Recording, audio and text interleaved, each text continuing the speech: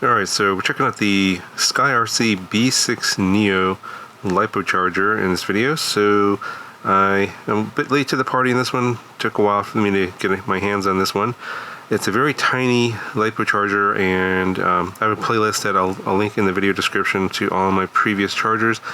I will go over all the specs and features here, of course, and show you how the interface works and do a test charge, but I do want to talk about sort of a little bit of history of the chargers that I've been using and why this one is going to be in my car from now on. So I have been using this one here. This is the Toolkit RC M4 Pocket.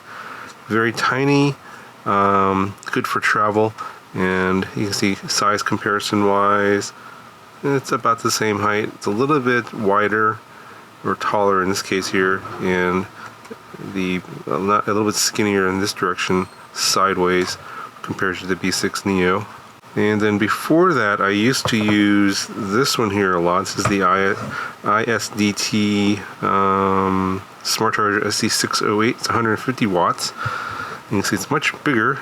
The B6neo is 200 watts, but it's only 80 watts on the power delivery port. So we'll talk about that here a little bit later. No power delivery available on this one here, but it's 150 watts, pretty large.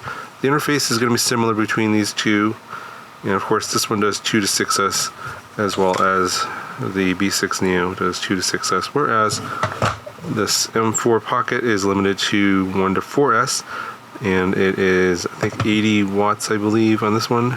Yeah, 80 watts on this one here, but it does have the ability to charge via USB-C and via DC via the XT60. However, it is limited to 1 to 4S only, no 6S on this one.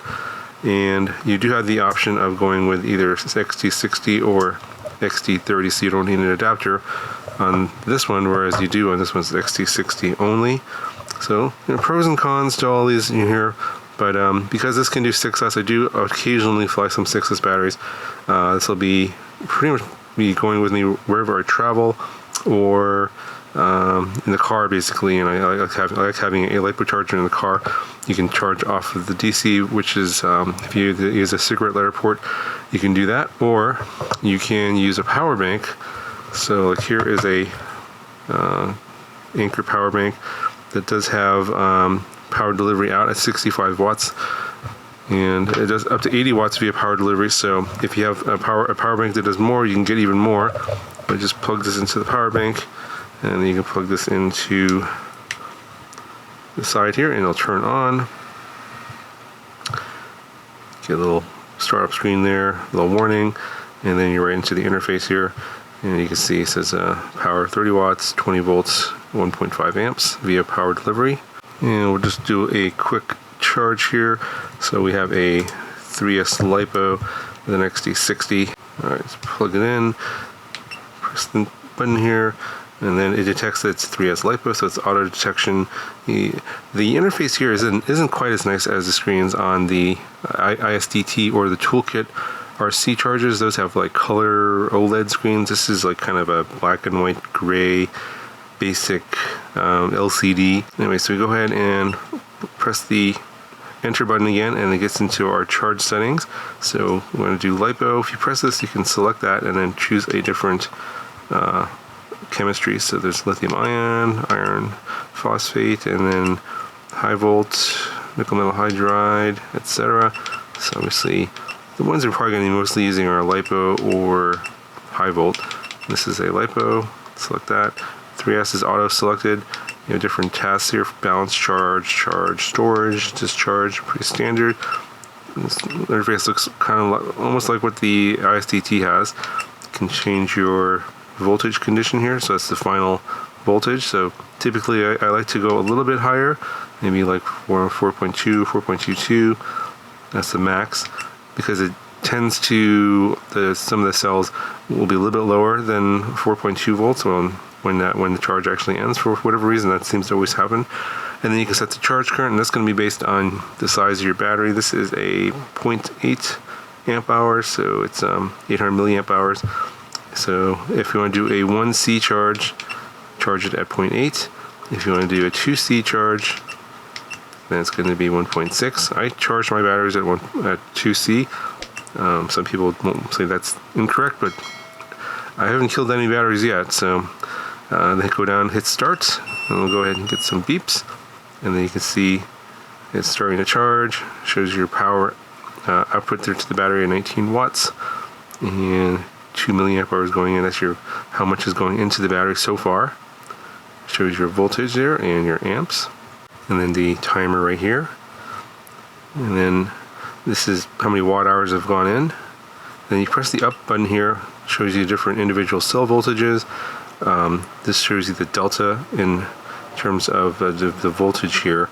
Yeah, it's fluctuating, so it's between, looks like 5 to 9 millivolts here as it's charging up. Then you have your different cell internal resistance numbers here. These numbers vary based on charger and sort of how they calibrate their charges.